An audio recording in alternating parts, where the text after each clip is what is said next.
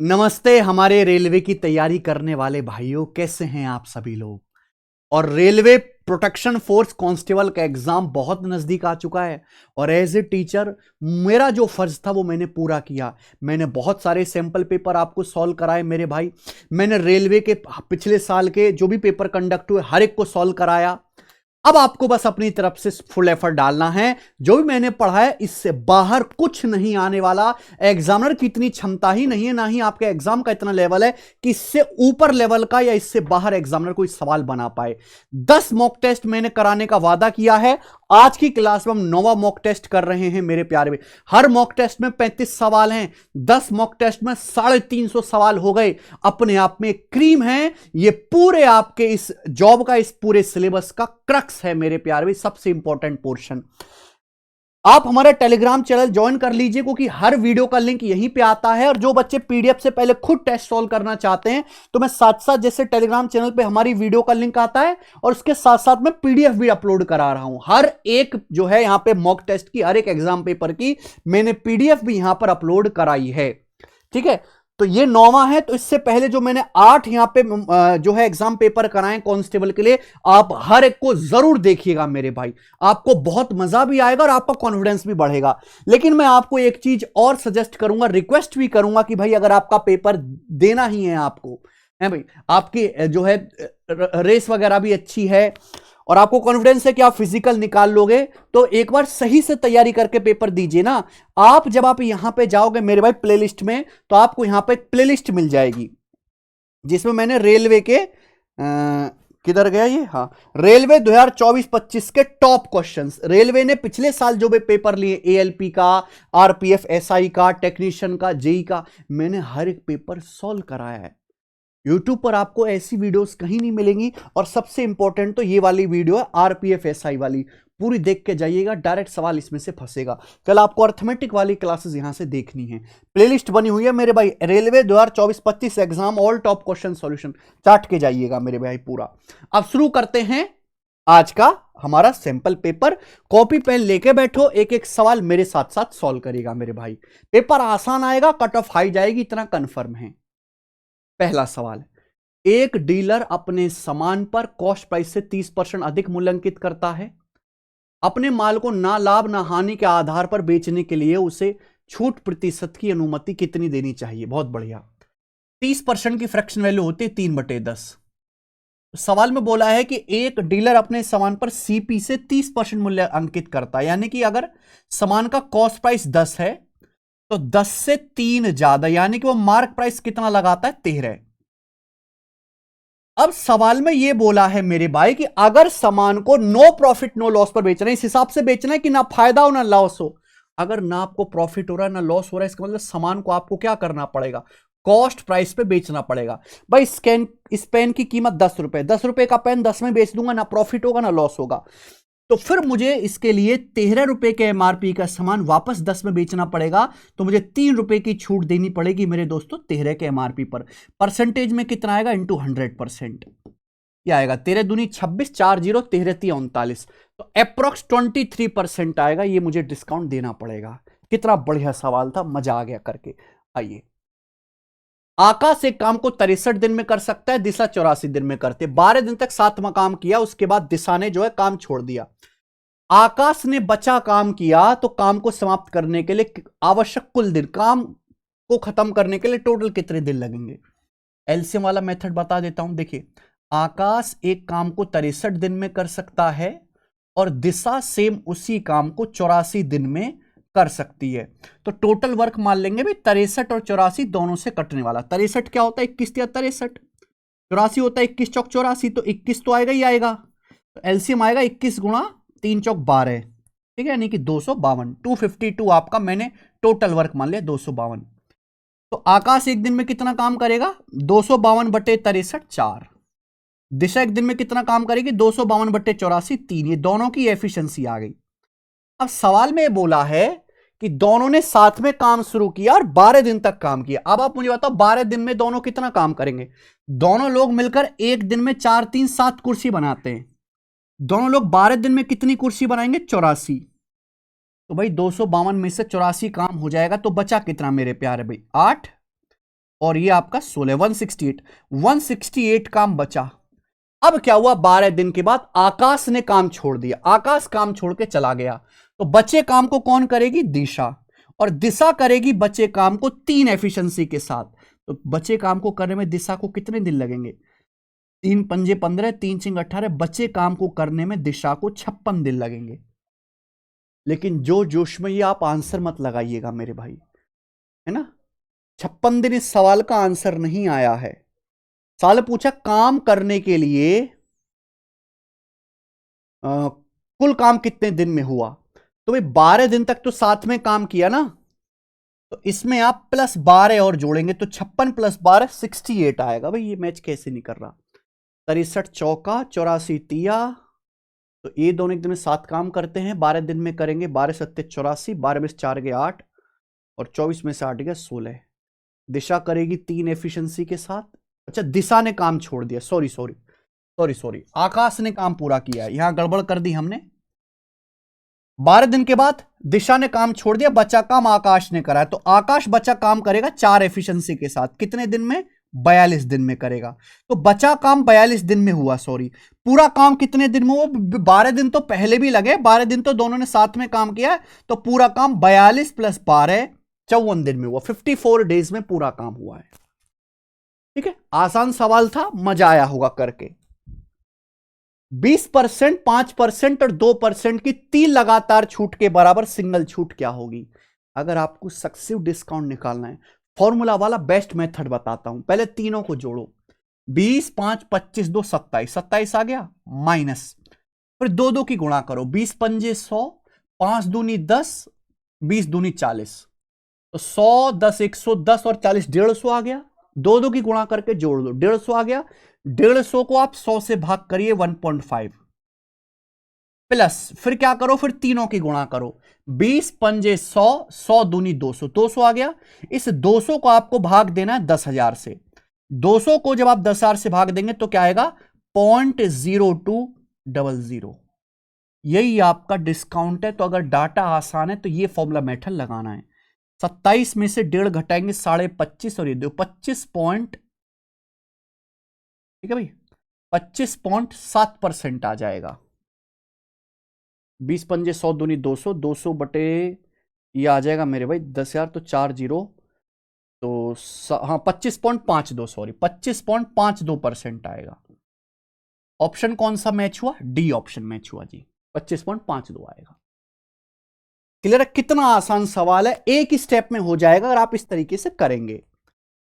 सवाल है, अगर आशिमा 5 घंटे में 80 किलोमीटर पर आवर की स्पीड से एक निश्चित दूरी तय करती है, 150 किलोमीटर पर आवर की स्पीड से सेम डिस्टेंस तय करने में उसे लगभग कितने घंटे लगेंगे। भाई अगर डिस्टेंस सेम है तो डिस्टेंस बराबर कर दो, दूरी क्या होता है मेरे भाई, स्पीड गुना time. Ashima 80 kilometre per hour की स्पीड से एक दूरी 5 घंटे में तय करते, तो ये डिस्टेंस आ गया।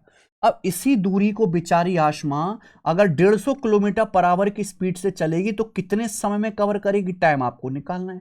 तो मैंने डिस्टेंस बराबर कर दी स्पीड गुणा टाइम से मेरे भाई, 0 से 0 और 5 से 15 3 बार, तो आ गया 8/3 घंटे। तो अब आशिमा को 8/3 आवर्स लगेगा, यानी कि 3 दूनी 6, 2.66 यानी कि अप्रोक्स 2.7 आवर्स। पहला वाला ऑप्शन आंसर आ गया। मजा आ रहा है सवाल करके। आइए 5वां, वीर 200 अमरूद 1800 रुपए में खरीदता है, इसमें से कुछ अमरूद सड़े हुए जिन्हें फेंक दिया जाता है। वह बाकी अमरूद को 14 रुपए प्रत्येक की दर से बेचता है और 230 रुपए का प्रॉफिट कमाता है। फेंके गए अमरूदों का परसेंटेज कितना है। भाई ये सवाल वाकई में शानदार है, मजेदार सवाल है। वीर ने 200 अमरूद खरीदे 1800 रुपए में, कुछ अमरूद सड़े हुए उनको फेंक दिया, बाकी जो अमरूद हैं उसने हर एक अमरूद को 14 रुपए का बेचा, 230 रुपए का प्रॉफिट कमाया। आप मुझे बताओ, अगर उसने 1800 रुपए के अमरूद खरीदे थे और बेच के 230 रुपए का प्रॉफिट कमाया, तो अमरूद बेचे कितने के होंगे, 1800 + 230, 2030 रुपए के अमरूद बेचे होंगे उसने। जबकि वो एक अमरूद कितने का बेच रहा है, 14 रुपए का बेच रहा है, तो 2030 रुपए में उसने कितने अमरूद बेचे होंगे, डिवाइड कर दीजिए, वो डिवाइड करके आ जाएगा। एक अमरूद 14 रुपए का बेच रहा है, 2030 रुपए में कितने अमरूद बेचे होंगे, 14 कम 14 मेरे प्यारे भाई, फिर उसके बाद 6 3, 14 चौका 56 और 14 पंजे 70, 145, यानी कि उसने 145 अमरूद बेचे। क्या यहां तक कोई परेशानी नहीं? बोला फेंके गए अमरूदों का परसेंटेज। भाई उसने अमरूद खरीदे कितने थे? 200। 200 में से उसने 145 अमरूद ही बेचे, यानी कि बाकी के 200 में से 145 घटाए, बाकी के 55 कहां गए? 200 में से 145 घटाइए, बाकी के 55 अमरूद उसने फेंक दिए, ये फेंक दिए। तो 200 में से उसने 55 अमरूद फेंके, परसेंटेज में कितने फेंके? गुणा 100%, तो आएगा मेरे भाई 55/2, यानी कि 27.5%। तो उसने टोटल अमरूद का 27.5% को फेंक डाला। आंसर ए ऑप्शन है। बताइए कितना बेहतरीन सवाल है, बिल्कुल रेलेवेंट क्वेश्चन है मेरे प्यारे भाई, ठीक है ना। ये तो मैं आपको नए सवाल करा रहा हूं, जैसे ये जीडी के पेपर का पूछा हुआ सवाल है, लेकिन अगर आप अपने ही पेपर के आरपीएफ कांस्टेबल के प्रीवियस ईयर के क्वेश्चन करना चाहते हैं तो एप्लीकेशन पर जाइए। हमारी एप्लीकेशन है टेस्ट रैंकिंग, मॉक टेस्ट वाले सेक्शन में आरपीएफ कांस्टेबल के प्रीवियस ईयर के फ्री टेस्ट यहां पर डले हुए हैं।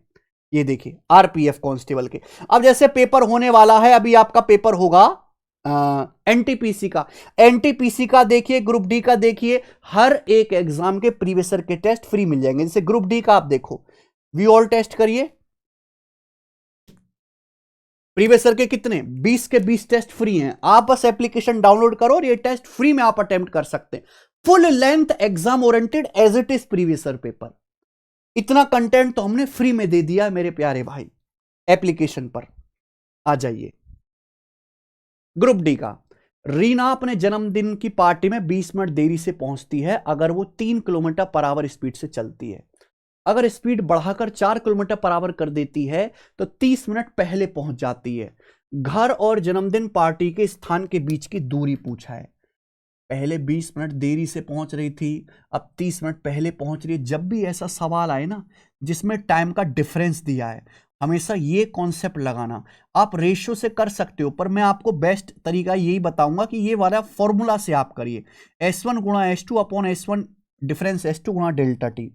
भाई रीना पहले चल रही थी 3 किलोमीटर पर आवर की स्पीड से, रीना की स्पीड पहले 3 थी, अब 4 कर दी। स्पीड का डिफरेंस है 1, टाइम का डिफरेंस कितना है? पहले 20 मिनट देरी थी, अब 30 मिनट पहले है, तो टाइम का डिफरेंस है 50 मिनट। अगर स्पीड किलोमीटर पर आवर में तो टाइम भी आवर में बदलना पड़ेगा। 50 मिनट को घंटे में बदलना है तो 60 से डिवाइड कर दीजिए, डायरेक्ट किलोमीटर में आएगा। 3 चौक 12 पंजे 60, 50/5 यानी कि 10 किलोमीटर उसके घर से बर्थडे पार्टी के जगह की दूरी आ गई। खत्म। x का मिनिमम मान ज्ञात कीजिए अगर ये संख्या 8 से डिविजिबल है। भाई अगर ये संख्या 8 से डिविजिबल है तो 8 का नियम कहता है लास्ट के 3 डिजिट 8 से कटने चाहिए। 3x2, लास्ट के 3 डिजिट 8 से कटने चाहिए। अब आप मुझे बताओ मैक्स की जगह क्या रख दूं कि 8 से कट जाए। अगर मैं यहां पे x की जगह 0 रखूंगा तो 8 या 24 बच गया, 6 62 नहीं कटेगा। x की जगह अगर मैं यहां पे 1 रखूंगा मेरे प्यारे भाई 1, तो 8 या 24 बच गया, 7 2 8 नाम 72 कट जाएगा। तो यहां पे x का मिनिमम मान 1 आना चाहिए भाई, ये 1 लीस्ट वैल्यू है ना, ये 1 आना चाहिए मेरे दोस्तों, 1, ठीक है ना। x की वैल्यू मिनिमम 1 आएगी, सी ऑप्शन ठीक होगा यहां पे, क्योंकि अगर न्यूनतम मान पूछा ना, अगर मैं x की जगह 0 रखूंगा तो नहीं कट रहा, लेकिन अगर मैं 1 रखता हूं, छोटे नंबर से बात करेंगे, तो 8 या 24 बच गया, 7 2 8 नाम 72 कट जाएगा। तो आंसर शुड बी 1। आइए, ऋषि और सरिता के पास 4760 रुपए हैं। ऋषि की राशि का 9/16 सरिता की राशि के 3/4 के बराबर है। सरिता के पास कितना है? सवाल बोला है ऋषि के अमाउंट का 9/16 सरिता के अमाउंट के 3/4 के बराबर है, तो मैंने बराबर कर दिया। फायदा क्या होगा, यहां से ऋषि और सरिता के अमाउंट का डायरेक्ट रेशियो आ जाएगा। कैसे भी 3 3 9 और 4 चौक 16, ये उधर पहुंचेगा, 4/3 ही आ गया। ठीक है, पूछा है सरिता के पास कितना है, सरिता का शेयर आपसे पूछा है, तो सरिता का शेयर होगा जी 3 यूनिट, जबकि दोनों का टोटल मिला के कितना है 4 3 7, 3/7 सरिता का शेयर है। कितने का? 4760 रुपए का। ये आ गया आंसर। 7 से काटेंगे तो 7 6 42, 7 8 56, ठीक है जी। 1800 और 240, 2040 रुपए। कितने बेसिक बेसिक से सवाल हैं आप ही के आने लायक, ये बताइए मेरे भाई। 9वां, ये सवाल तो बड़ा लंबा लग रहा है। एक इलेक्ट्रॉनिक दुकान किसी भी इलेक्ट्रॉनिक उपकरण की खरीद पर 20% की छूट दे रही है जिसकी कीमत 80,000 या उससे ज्यादा है। 50 यानी कि 80,000 से ज्यादा का सामान खरीदोगे तो 20% की छूट मिलेगी। 50,000 और 79,999 के बीच की वस्तुओं पर 16% की छूट मिलेगी। 20,000 से लेकर 49,999 की वस्तुओं पर 10% की छूट मिलेगी। मोबाइल कवर, ईयरफोन, चार्जर आदि किसी भी मोबाइल एक्सेसरीज की खरीद पर 3% की छूट मिलेगी। यानी कि छोटे छोटे सामान का आप खरीदोगे तो इस पर आपको 3% की छूट मिलेगी। नियम और शर्तों के अनुसार यह सभी छूट जो है स्वतंत्र है और केवल मूल्य रेंज के आधार पर है ना, केवल प्राइस रेंज के आधार पर दी जाती हैं। अजय ने 40,000 की कीमत का एक मोबाइल फोन, 90,000 का एक लैपटॉप और 400 का एक मोबाइल फोन खरीदा। उसे कुल कितनी छूट मिली? अरे भाई साहब, देखने में सवाल इतना बड़ा लेकिन है बिल्कुल इजी। अब अजय ने एक मोबाइल फोन खरीदा 40,000 का, तो 40,000 का मोबाइल फोन किस रेंज में आता है? 20,000 से 49,999 के बीच में आता है। और इस रेंज पर कितनी छूट मिलेगी? 10%। तो 40,000 के मोबाइल फोन पर कितनी छूट मिलेगी? 10%, यानी कि 4,000। ये आगे जी 4,000 रुपए की छूट। ठीक है। लैपटॉप खरीदा 90,000 का। 90,000 का जो सामान है वो 80,000 से ज्यादा कीमत का है और 80,000 से ज्यादा कीमत के सामान पर कितनी छूट है? 20%।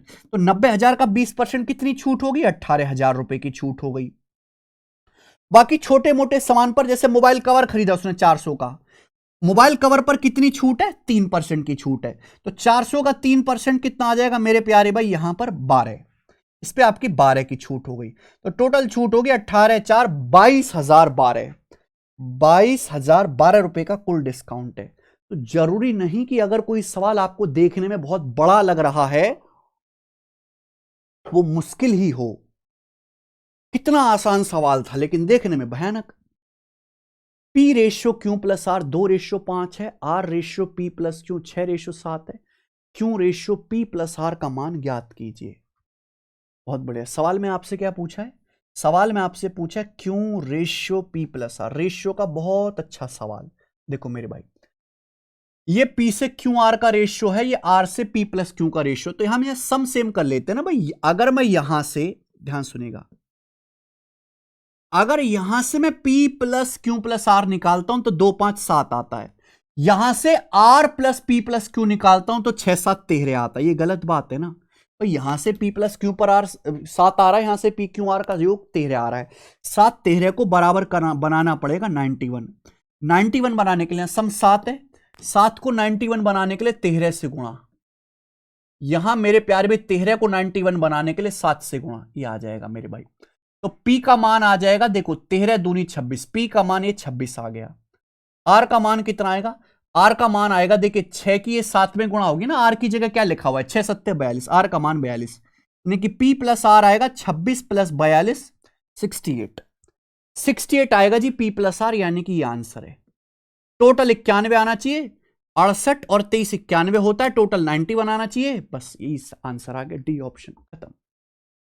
इससे ज्यादा मैं ये नहीं देखूंगा सवाल। 11वां देखिए, 65 किलोमीटर पर आवर की स्पीड से चलने वाली एक ट्रेन 10 बजे को बंबई से छूटती है और 76 की स्पीड से चलने वाली एक दूसरी ट्रेन 12 बजे उसी डायरेक्शन में चलना प्रारंभ करती है।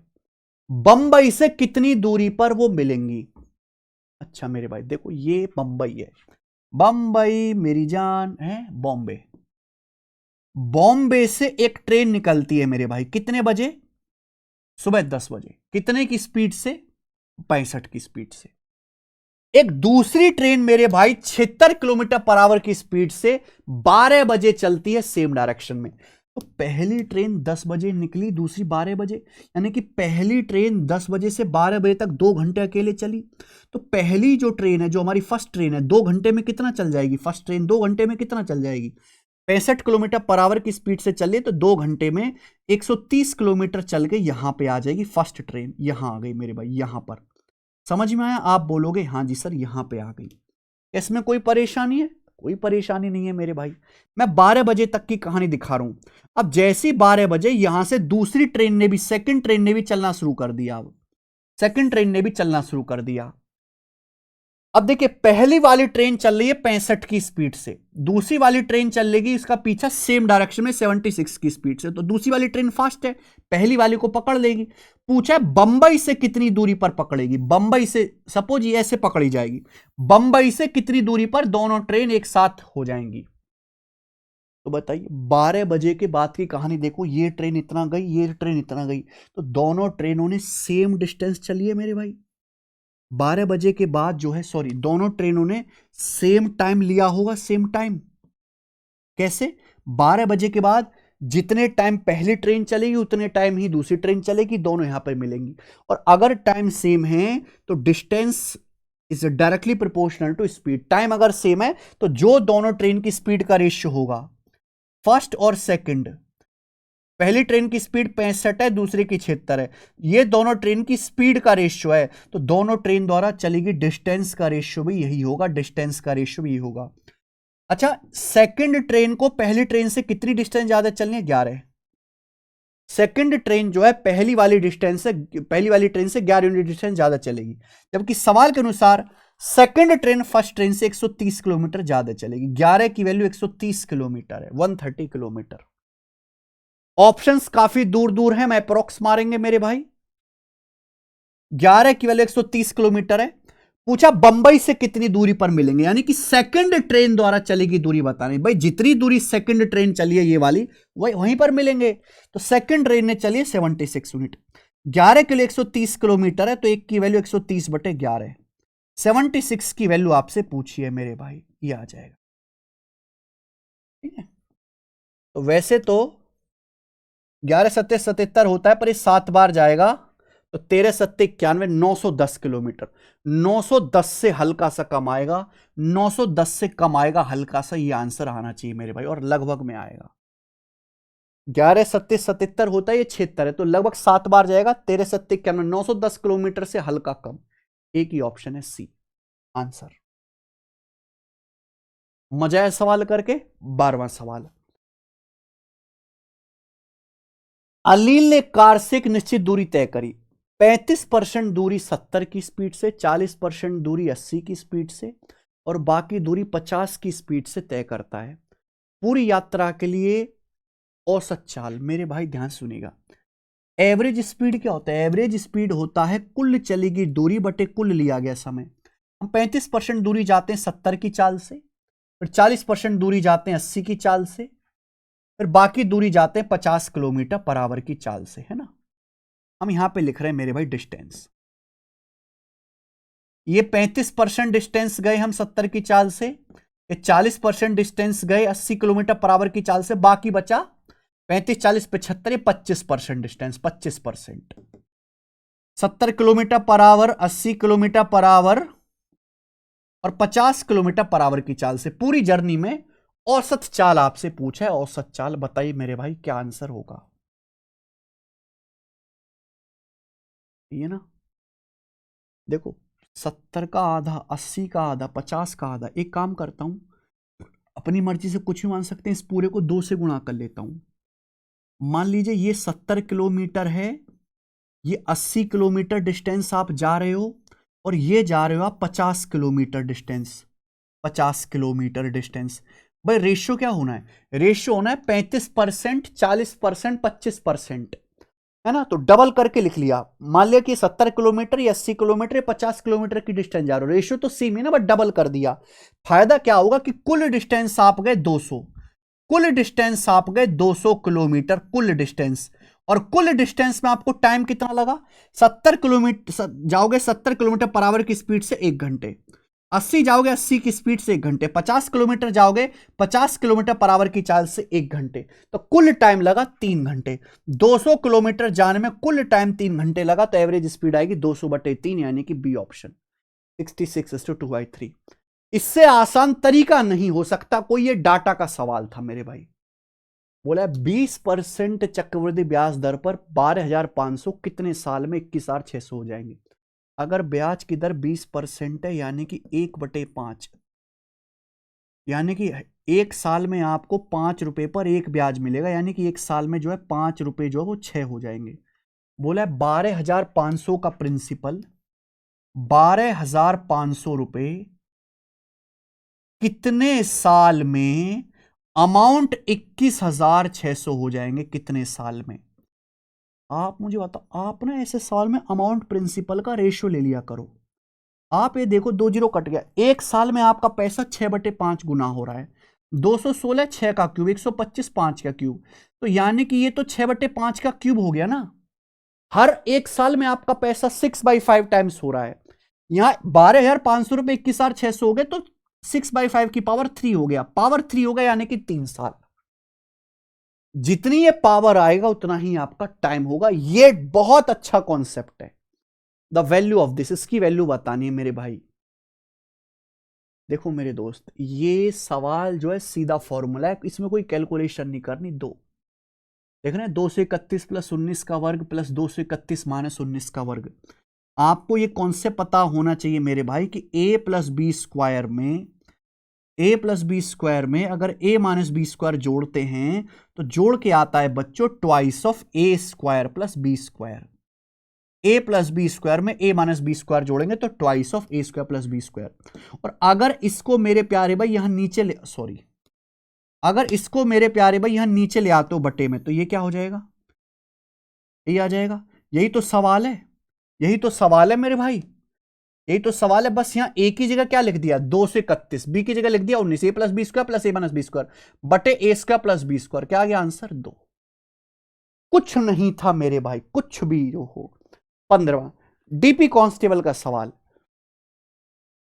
पहले त्रिभुज का एरिया 420 है, आधार 60 है। दूसरे त्रिभुज का एरिया 1500 है, आधार 7.5 है। पहले त्रिभुज की ऊंचाई का दूसरे त्रिभुज की ऊंचाई से अनुपात क्या होगा? अरे भाई, एरिया क्या होता है? एरिया बराबर होता है 1/2 आधार गुणा ऊंचाई। एरिया बराबर 1/2 बेस गुणा हाइट। अब मुझे इस सवाल में एरिया दिया है और मुझे सवाल में बेस दिया है। हाइट के रेशियो पूछा है, तो हाइट कैसे आएगा? हाइट अगर निकालना है तो एरिया को भाग दे दो बेस के रेशियो से, बात खत्म। एरिया को बेस के रेशियो से भाग दे दीजिए। भाई दो ट्राइंगल हैं, पहले ट्राइंगल का एरिया 420 है, दूसरे ट्राइंगल का एरिया 1500 सेंटीमीटर स्क्वायर है। दोनों ट्राइंगल का एरिया आ गया एरिया।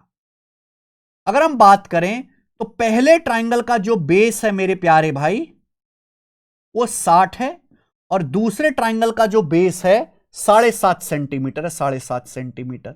ये एरिया का रेशियो, ये बेस का रेशियो कर दो भाग, आ गया दोनों ट्राइंगल की हाइट का, है ना। पहले त्रिभुज का और दूसरे त्रिभुज की ऊंचाई का रेशियो। इससे आसान सवाल नहीं हो सकता। 420/60 7 को भाग करेंगे, डेसिमल से 0, 75 दूनी 150, 200, 7/200, 7/200 आंसर आ गया, खत्म। एक कस्बे की जनसंख्या 95,000 है। पहले साल 15% बढ़ती है, दूसरे साल 20% बढ़ती है, तीसरे साल 12% कम हो जाती है। 3 साल बाद कस्बे की जनसंख्या ज्ञात कीजिए। भाई इससे तो कोई आसान सवाल है नहीं। एक टाउन की जनसंख्या 95,000 है, 95,000। ठीक है जी, ध्यान सुनिएगा। पहले साल 15% बढ़ती है। 15% की फ्रैक्शन वैल्यू 3/20। 3/20 बढ़ाओगे तो अगर 20 थी तो 3 बढ़ के 23 हो जाएगी, 23/20 गुना। दूसरे साल 20% बढ़ती है, 1/5। 1/5 बढ़ाने का मतलब 5 से 6 हो जाएगी, मल्टीप्लाई। तीसरे साल 12% कम हो जाते हैं। 12% कितना होता है? 3/25। 4% 1/25, 12% 3/25। यानी कि जनसंख्या अगर 25 है तो 25 से 3 कम होके 22 हो जाएगी। ये आ गया मेरे भाई, यही आ गया। अब या तो मैं पूरी कैलकुलेशन करूं, लेकिन मैं पूरी कैलकुलेशन करूंगा क्यों? मैं तो बस इतना देख लूंगा कि जो भी आंसर आएगा 23 का मल्टीपल आएगा, 6 में 3 आ रहा है 3 का मल्टीपल आएगा, 22 में 11 आ रहा है 11 का मल्टीपल आएगा, 95 में 19 आ रहा है 19 का मल्टीपल आएगा। ऐसे चेक करूंगा। 23 का मल्टीपल 115, 23 से कम 23 और 13, ये 23 का मल्टीपल है। ये नंबर 11 से कट रहा है, 22 में 11 है, 11 से कटने वाला नंबर 5 और 1 6 और 6 12, 1 3 4 8 12, 12 12 का डिफरेंस 0, 11 से कटता है। 6 और 1 7, 6 13, 1 5 6 8 14, ये नहीं कटता। 6 और 1 7, 6 13, 1 3 4 8 12, 13 12 का डिफरेंस 1, 11 से नहीं कटता। 1 5 6 और 6 12, 1 5 6 8 14 12 14 का डिफरेंस 2। पहला ऑप्शन ही 11 से कट रहा है, 22 में 11 आ रहा है, ये आंसर है, बात खत्म। 10 संख्याओं का एवरेज 16.2 है।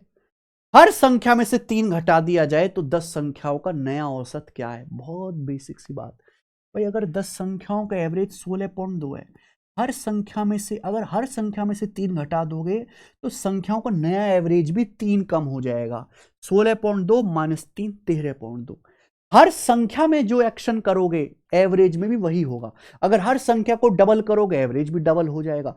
हर संख्या को बटे 5 करोगे एवरेज भी बटे 5 हो जाएगा। एक कमरे की लंबाई चौड़ाई ऊंचाई 7 5 और 3 है। 16 रुपए पर स्क्वायर मीटर के हिसाब से कमरे की दीवारों पर और छत पर रंग कराने की लागत बताइए। देखो मेरे भाई, एक कमरे की ये लंबाई है, ये चौड़ाई है और ये हाइट है। तो हमें कमरे की चारों दीवारों पर कलर कराना है, छत पे पुताई करानी। फर्श पे तो पुताई नहीं होती, फर्श पे तो पत्थर लगता है। तो आप मुझे बताइए मेरे प्यारे भाई, चारों दीवारों का क्षेत्रफल क्या होता है? Twice of l plus b गुणा एच। 7 प्लस 5 12 गुणा एच, ये आ गया मेरे भाई चारों दीवारों का क्षेत्रफल।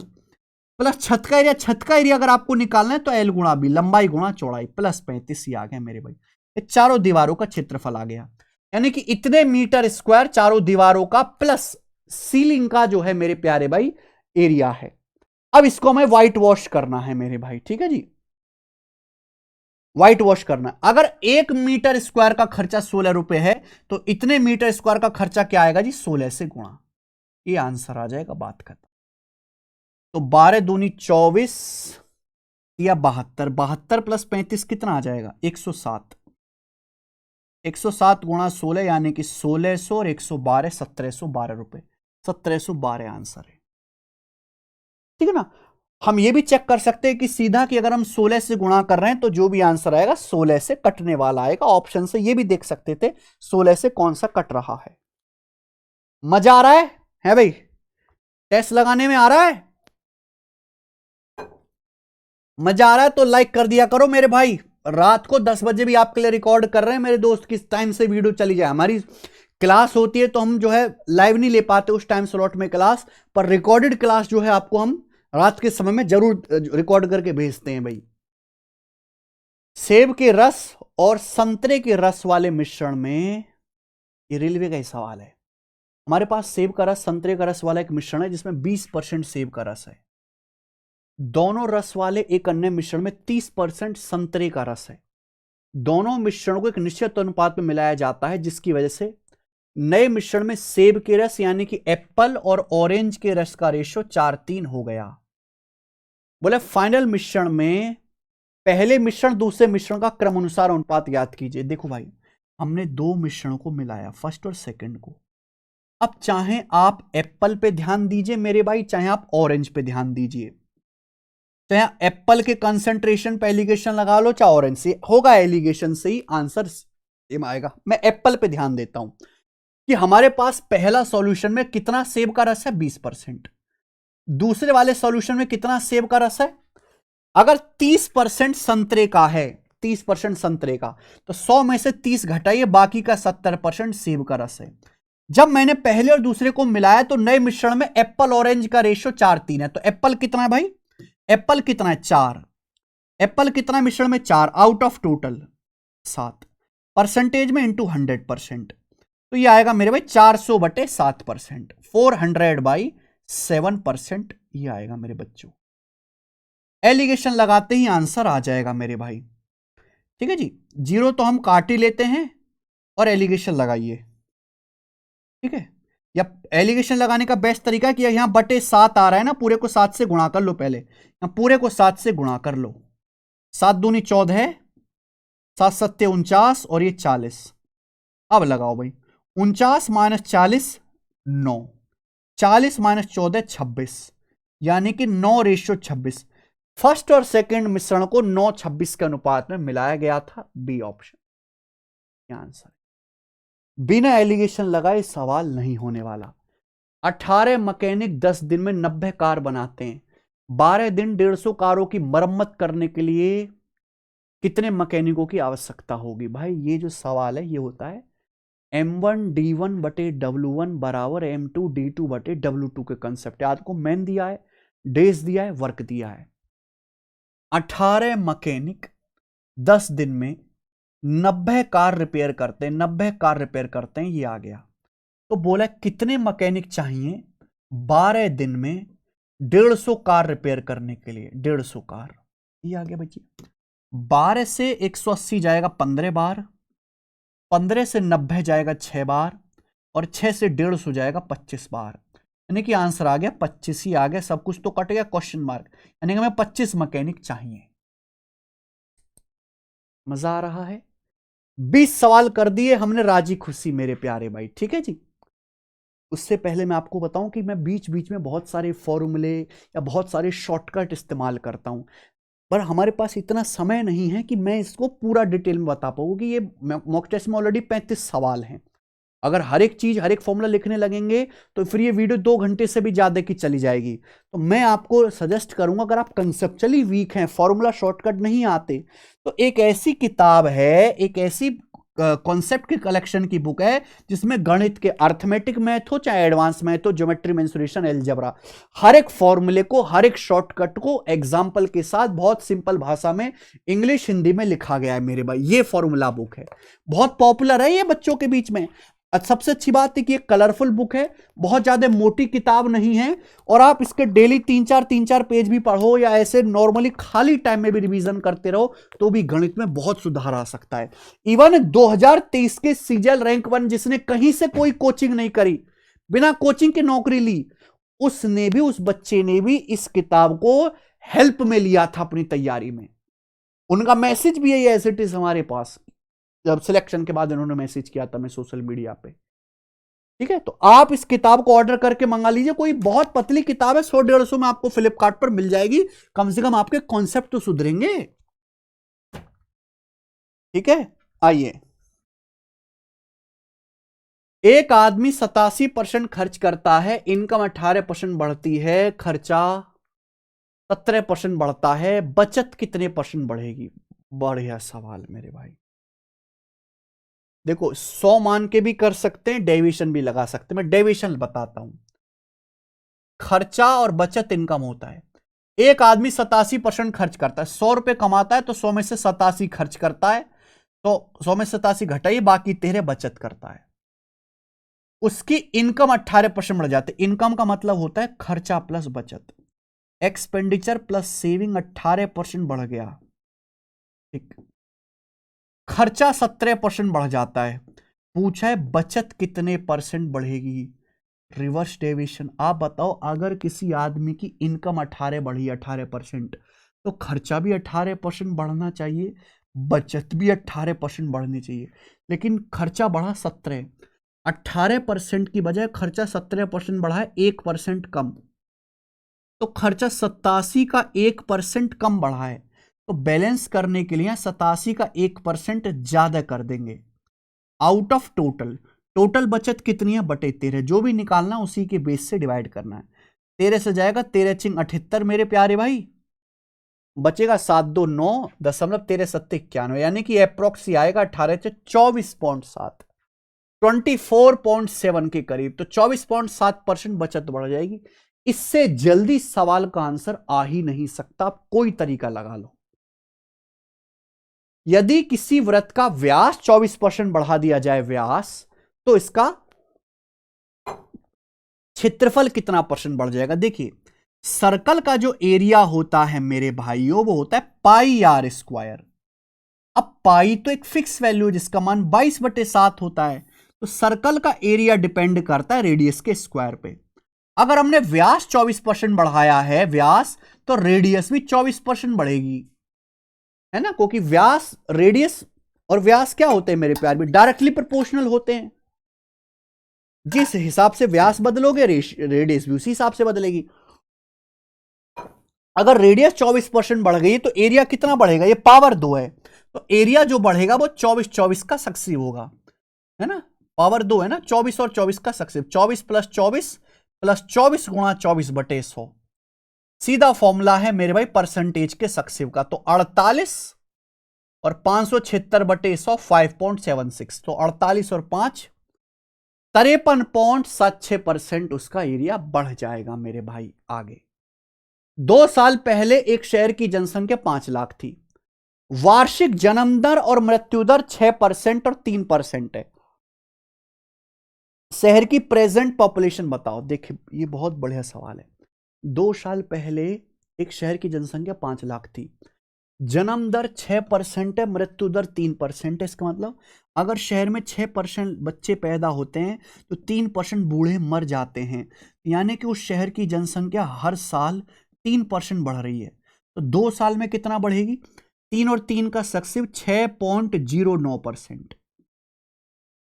3 प्लस 3 प्लस 3 गुणा 3/100, 3 प्लस 3 प्लस 3 गुणा 3/100 दिमाग में नहीं कर सकते 6.09%। तो मैं कह सकता हूं कि अगर शहर की पॉपुलेशन 5 लाख थी तो 6.09% बढ़ जाएगी। अब 5 लाख का 6% होता है 30,000, तो लगभग 5,30,000 के करीब आएगी। 36,000 है, 5,80,000 है, ये 5,40,000 है। ये आंसर होगा। 5 लाख का 6.09% क्या आएगा मेरे भाई? 30,450। देख पा रहे हैं ना, 5 नाम 45, तो ये 30,450 बढ़ेगी, लगभग 30,000 के करीब बढ़ जाएगी। बात खत्म। इससे आसान है नहीं तरीका।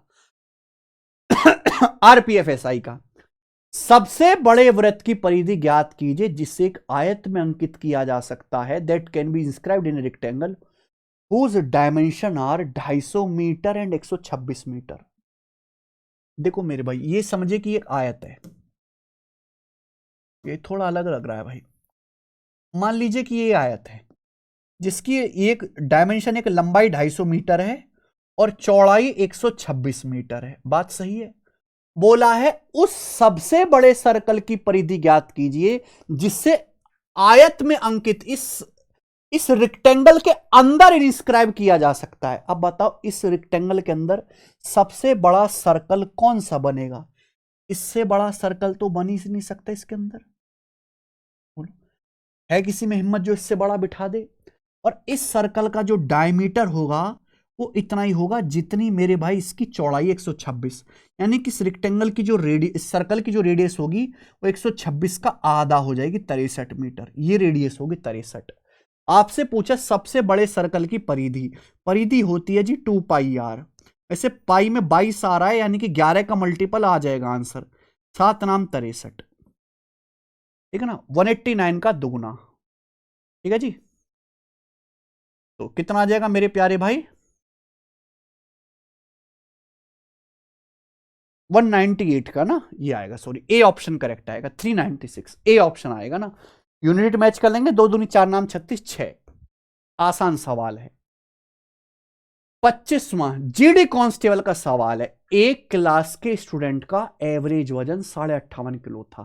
ठीक है, सवाल में बोला है जब 64.5 किलो एवरेज वजन वाले 8 और स्टूडेंट उस क्लास में शामिल होते हैं तो सभी स्टूडेंट का एवरेज 0.96 kg बढ़ जाता है। स्टार्टिंग में स्टूडेंट की संख्या कितनी थी? जब भी ऐसा सवाल आए आपको एक ही कॉन्सेप्ट लगाना है, टोटल में चेंज बटे एवरेज में चेंज। हमारे पास एक क्लास में कुछ बच्चे, नहीं पता कितने हैं, लेकिन उनका एवरेज वजन 58.5 किलो है। अब उस क्लास में 64.5 किलो वाले बच्चे आते हैं, तो 58.5 से 64.5 कितना ज्यादा है? 6 किलो ज्यादा है। तो 6 किलो ज्यादा वजन वाले बच्चे आते हैं मेरे प्यारे भाई। कितने? 8 बच्चे शामिल होते हैं। तो इन 8 बच्चों के आने की वजह से टोटल कितना बढ़ गया? टोटल बढ़ गया 48 kg। टोटल 48 kg बढ़ गया, जबकि सभी बच्चों का एवरेज कितना बढ़ गया? 0.96 kg। तो टोटल को एवरेज से डिवाइड कर दीजिए, यही क्लास में बच्चे आ जाएंगे मेरे भाई। डेसिमल से 2 जीरो जाएगा, 48 दूनी 96 यानी कि 50। 50 बच्चे आ गया, 50। आंसर नहीं है 50 भाई, ये क्लास में बच्चों की संख्या अभी है प्रेजेंट में 50 बच्चे। पूछा स्टार्टिंग में कितने बच्चे थे? भाई स्टार्टिंग में बच्चे जो भी थे 8 बढ़ने के बाद 50 हुए। तो स्टार्टिंग में कितने बच्चे थे? 42 बच्चे थे। 42, 50 माइनस 8 करना पड़ेगा। ये इस सवाल में आपको लॉजिक लगाना है। आगे चलेगा 26वां। 10 सवाल और करने, जल्दी जल्दी करेंगे। एक दूध वाले के पास 15 लीटर का ड्रम है जिसमें 9 लीटर दूध है। ड्रम को पानी से भर दिया जाता है। अब मिश्रण का हाफ लीटर निकाल लिया जाता है। निकाले गए मिश्रण में दूध की मात्रा मिलीलीटर में कितनी है? दूध वाले के पास 15 लीटर का ड्रम है, जिसमें मिल्क कितना है? 9 लीटर। बाकी हमने पानी से भर दिया, तो पानी कितना आएगा फिर? 6 लीटर। तो मिल्क वाटर का रेशियो कितना आएगा? 3:2। 3 तिया 9, 3 दूनी 6, 3:2। अब हमने इस मिश्रण में से आधा लीटर निकाला। 1 लीटर में 1000 ml होता है, तो आधा लीटर का मतलब 500 ml। हमने मिश्रण का 500 ml निकाला। बोला निकाले गए मिश्रण में दूध की मात्रा क्या है? तो अगर मिश्रण में मिल्क वाटर का रेशियो 3:2 है, मैं इसमें से 500 ml निकालता हूं, तो निकाले गए मिश्रण में भी मिल्क वाटर का रेशियो 3:2 होगा। तो कितना मिल्क निकलेगा? 3 यूनिट आउट ऑफ टोटल 5, यानी कि 300 ml। 300 ml निकाले गए दूध की मात्रा होगी भाई। सवाल नंबर 27। यस, ये इस मॉक टेस्ट का सबसे अच्छा सवाल है। आरपीएफ सब इंस्पेक्टर के पेपर में ऐसे सवाल आए थे, कलेजा दहलाने वाले सवाल हैं ये।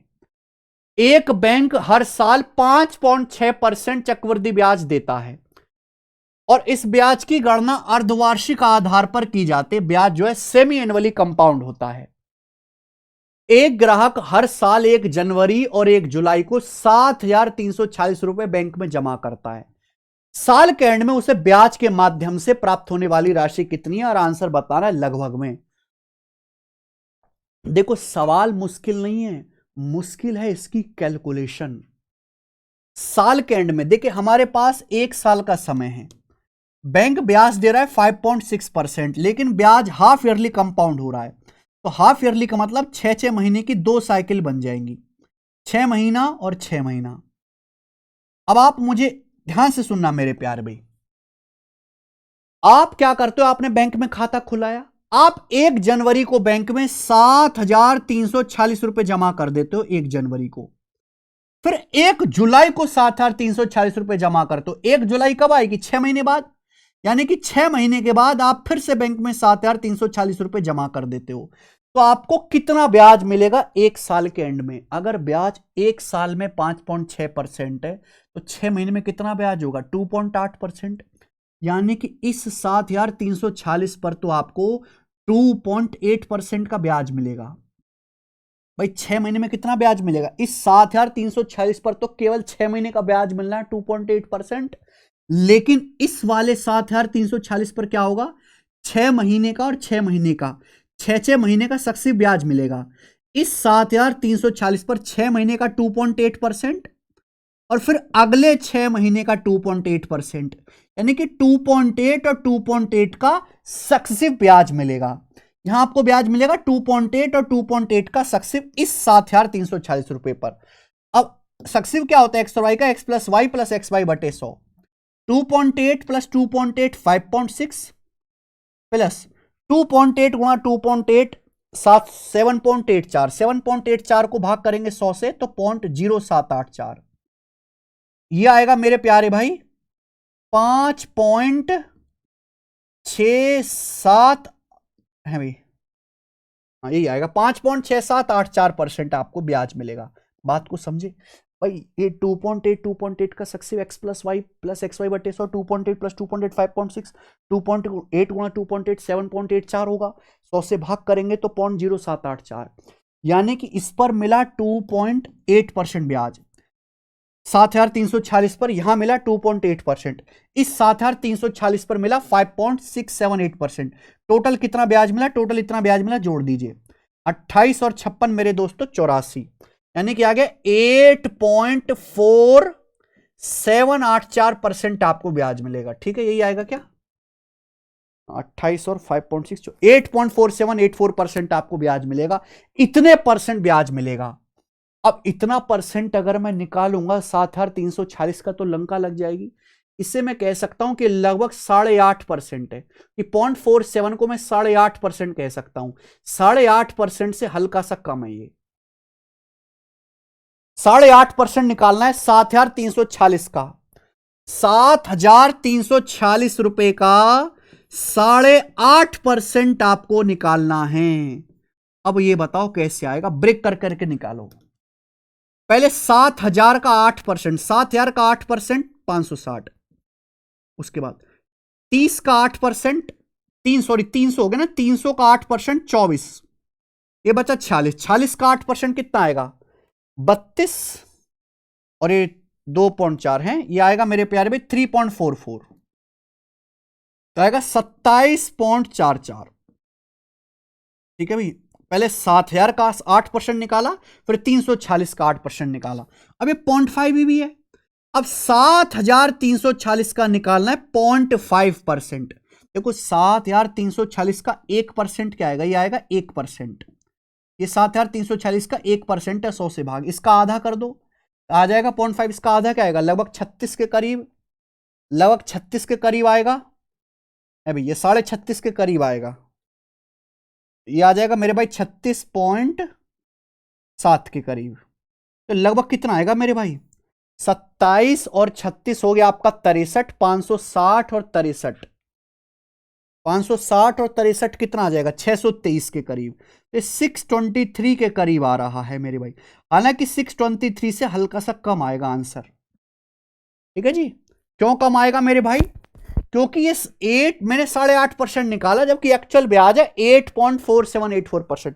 तो ये आएगा 623 है ना, 560 और 63, 40 और 23, 623 के करीब है मेरे भाई ये वाला ऑप्शन, डी ऑप्शन। 623 से हल्का सा कम डी ऑप्शन है, ये आंसर है मेरे दोस्त। कैलकुलेशन का लेवल आप देख रहे हो, बेटर है कि ऐसे सवाल को पहले राउंड में ना करा जाए। तोड़ तोड़ के मैंने कैलकुलेशन करी है, हर बच्चे की अपने हिसाब से तरीका है कैलकुलेशन करने का। आइए, एक गोली 0.2 सेकंड में 90 मीटर जाती है, चाल बताओ। स्पीड बराबर क्या होता है, डिस्टेंस बटे टाइम। 90 किलोमीटर गई 0.2 सेकंड में, ये आ जाएगा मेरे भाई 450, समझ लो, हटाओगे ना 450 मीटर पर सेकंड। किलोमीटर पर आवर में बदलना 18/5 किलोमीटर पर आवर। 5 से जाएगा मेरे भाई ये आपका 90, 18 निम्मा 162, 1620, 1620 किलोमीटर पर आवर गोली की चाल है। आगे राखी अपनी बेटी शिखा से 20 साल बड़ी है, 6 साल बाद राखी की उम्र शिखा से डबल हो जाएगी। 6 साल बाद राखी की प्रेजेंट उम्र क्या है, देखो मेरे भाई, अगर हम प्रेजेंट से 6 साल बाद देखें तो 6 साल के बाद राखी की उम्र शिखा से डबल हो जाएगी, यानी कि राखी और शिखा की एज का रेशियो 2:1 होगा। ये बात सही है, लेकिन बेटा एज का डिफरेंस तो सेम रहेगा। अगर राखी अपनी बेटी से 20 साल बड़ी है तो हमेशा 20 साल बड़ी रहेगी। तो राखी की जो उम्र है वो जो है मेरे भाई शिखा से कितना ज्यादा, 1 यूनिट। तो 1 की वैल्यू यहां पर 20 साल के बराबर होनी चाहिए। पूछा राखी की एज, तो 2 की वैल्यू, राखी की एज कितनी है 40 साल। 40 साल आंसर नहीं आया, ये आया प्रेजेंट से 6 साल के बाद। प्रेजेंट से 6 साल के बाद राखी 40 की है, 6 साल के बाद 40 की है। तो प्रेजेंट में राखी क्या होगी, 40 में से 6 घटाइए 34 साल की होगी। आंसर, एक चुनाव में वोटिंग लिस्ट में 15% वोटर्स ने वोट नहीं डाला, 100 वोटर्स ने खाली वोट डाले यानी कि इनवैलिड हो गए। 2 वोटर्स थे राम और श्याम। विजेता राम को सूची के सभी मतदाताओं में से 69% का समर्थन प्राप्त हुआ। Ram was supported 69% of all the voters in the list. कुल वोटिंग लिस्ट का राम को 69% मिला और 630 वोटों से जीता।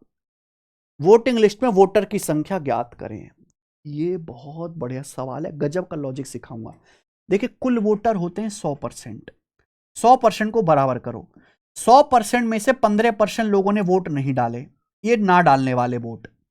100 वोट खाली रह गए, 100 वोट मेरे प्यारे भाई इनवैलिड हैं। उसके बाद राम को वोटिंग लिस्ट का कितना मिला, 69। तो राम भाई साहब को 69% वोट मिले टोटल वोटिंग लिस्ट का, और राम ने श्याम को 630 वोटों से हराया। यानी कि श्याम को कितने वोट मिले, श्याम को राम से 630 वोट कम मिले। श्याम को राम से 630 वोट कम मिले हैं, कह सकते हैं। अगर राम को 69% वोट मिले हैं तो श्याम को राम से 630 वोट कम मिले। 69% में से 630 घटाइए, और इन सबको जोड़ के क्या 100% बनना चाहिए कि नहीं बनना चाहिए। 69, 69, 138 और 15, 138 और 15 आ जाएगा मेरे भाई 153%। 153 में से 100 घटाएंगे 53%, किसके बराबर है, 100 माइनस 630 माइनस 530, माइनस 530 जाएगा लेफ्ट साइड में बराबर 530। 53% 530 के बराबर है, 1% 10 के बराबर है, कुल वोटर 100% आगे 1000 वोटर। इससे आसान तो है ही नहीं कोई सवाल। हमेशा ऐसा सवाल आए तो टोटल को जोड़ के बराबर कर दीजिए, एक स्टेप में आंसर आएगा। एक नाव शांत पानी में 13 किलोमीटर पर आवर की स्पीड से चलती, स्टिल वाटर में स्पीड है। धारा की गति y 4 किलोमीटर पर आवर है। नाव को धारा के अपोजिट डायरेक्शन में 63 किलोमीटर जाने में कितना समय लगेगा? धारा के अपोजिट जाने में यानी कि अपस्ट्रीम नाव की स्पीड क्या आएगी? x माइनस वाई यानी कि 9। अपस्ट्रीम की स्पीड है 9 किलोमीटर पर आवर। तो अब धारा के अगेंस्ट 63 किलोमीटर जाने में अपस्ट्रीम 9 की स्पीड से कितना समय लगेगा? 7 घंटे। समय बराबर डिस्टेंस बटे स्पीड, 7 घंटे लगेगा। इससे आसान कोई सवाल नहीं। आइए, एबीसी अलग अलग एक काम को 20, 25, 30 दिन में कर सकते हैं। ए पहले दिन, बी दूसरे दिन, सी तीसरे दिन काम करता है। इसी तरीके से आगे बढ़ता है। काम कितने दिन में खत्म होगा? देखो भाई, ए किसी काम को 20 दिन में करता है, बी 25 दिन में करता है, सी 30 दिन में करता है। अब 20, 25, 30 का एलसीएम तो यहां पे आपका 300 ही आएगा। ये आपका टोटल वर्क आ गया बच्चों। क्या बात सही है? अब ए की एफिशिएंसी आ जाएगी 15, बी की आ जाएगी यहां से 12 और सी की आ जाएगी 300/30 10। अब आप ये बताओ, ए पहले दिन काम करता है, बी दूसरे दिन काम करता है, सी तीसरे दिन, और यही प्रोसेस आगे चलता है। पहले एबीसी, फिर एबीसी, फिर एबीसी। पहले दिन ए 15 यूनिट काम करेगा, अगले दिन बी 12 यूनिट काम करेगा, तीसरे दिन सी 10 यूनिट काम करेगा। तो हर 3 दिन में सेम पैटर्न देखने को मिलेगा। इस हिसाब से हर 3 दिन में कितना काम होगा? हर 3 दिन में इस हिसाब से 15, 12, 27 और 10 37 यूनिट काम होगा। हर 3 दिन में 37 यूनिट काम होगा। लेकिन हमें काम करना है 300, तो 37 का कौन सा मल्टीपल 300 के नजदीक है? 37 अट्ठे देखेंगे 240 और 56 296। बहुत बढ़िया। तो दोनों तरफ 8 से गुणा कर दो। अगर मैं दोनों तरफ 8 से गुणा कर देता हूं, यहां भी और यहां भी, तो मैं ये कह सकता हूं इस हिसाब से 24 दिन में कितना काम हो जाएगा? 37 अट्ठे 240 और 56 296 यूनिट काम हो जाएगा। 24 दिन में 296 काम हो गया, लेकिन काम तो 300 करना है। अभी हमें 4 यूनिट काम और करना है। लेकिन जब अगला दिन शुरू होगा तो अगले दिन काम कौन करेगा? ए। और ए एक दिन में 15 कुर्सी बनाता है, एक दिन में। तो ए को 4 कुर्सी बनाने में कितना समय लगेगा? 4/15 दिन का ए को समय लगेगा। तो कुल काम होगा 24 सही 4/15 दिन में। चौथा ऑप्शन। बहुत अच्छा सवाल है ये भी।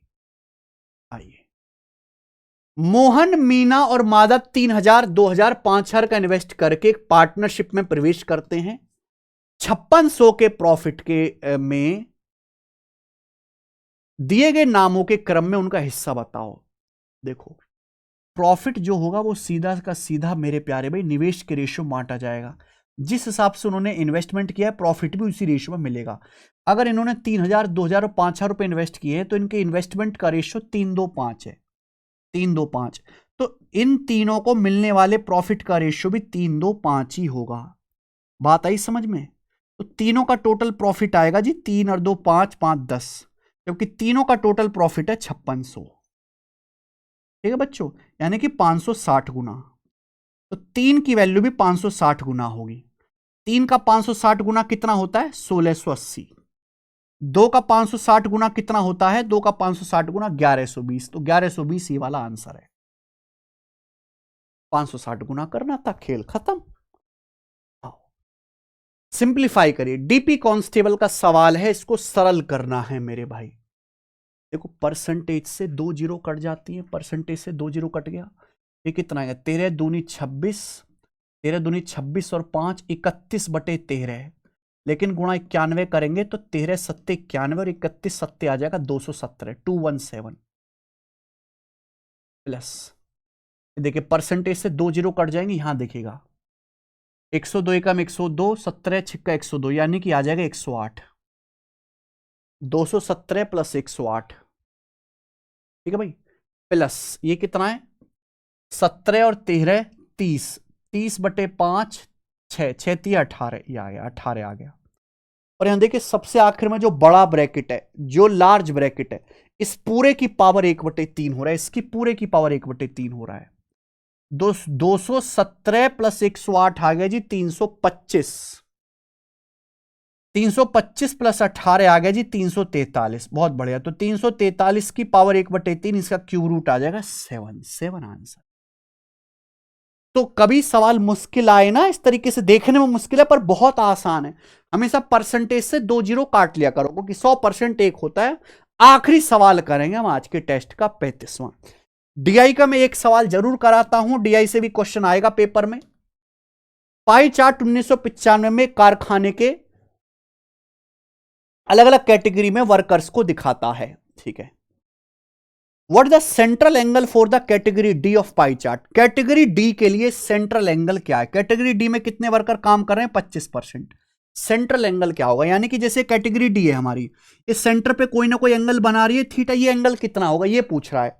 देखो टोटल जो डाटा होता है वो 100% होता है, जबकि टोटल जो सेंटर पे एंगल बनेगा ये पूरा का पूरा ये 360 डिग्री होता है। 100% याद रखिएगा 360 डिग्री। तो 1% आएगा मेरे भाई 3.6 डिग्री। अगर 1% 3.6 डिग्री है बेटा, तो हमें निकालना है 25%। 25% आएगा जी, 25 को डिग्री में बदलना है ना, 3.6 डिग्री से मल्टीप्लाई कर दो बस। 75 और 15 90 डिग्री, तो 90 डिग्री आ जाएगा ये। क्लियर है? कोई प्रॉब्लम नहीं। सीधा भी सोच सकते हैं कि 100% 360 डिग्री है, 25% हो गया /4। 100/4 होता है 25%, तो 360/4 90 डिग्री। इससे आसान सवाल क्या बन सकता है? और इसी के साथ ही मॉक टेस्ट होता है, दी एंड समाप्त। देखिए कितने अच्छे अच्छे सवाल करे मेरे भाई हमने, मजा आया होगा।